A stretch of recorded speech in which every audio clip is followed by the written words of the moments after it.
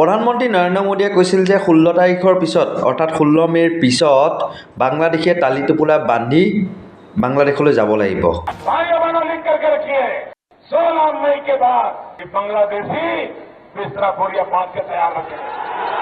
মানে বাংলাদেশ মুক্ত অসম, বাংলাদেশ মুক্ত ভাৰত গঢ়িম বুলি কৈছিল। কিন্তু সেই প্ৰতিশ্ৰুতি হৈ থাকিল, হাতে কামে নালাগিল।